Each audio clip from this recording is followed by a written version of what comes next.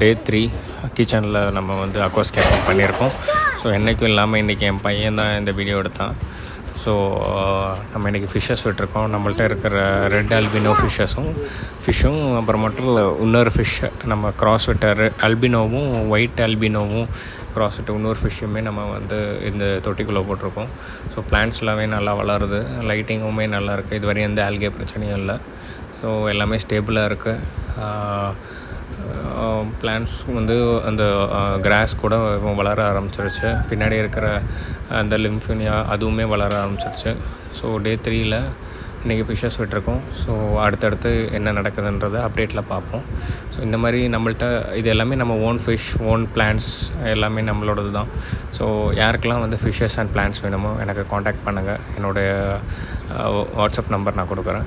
So என்னென்ன around Tamil Nadu நம்ம ship பண்ணலாம். Thank you so much. பாய்.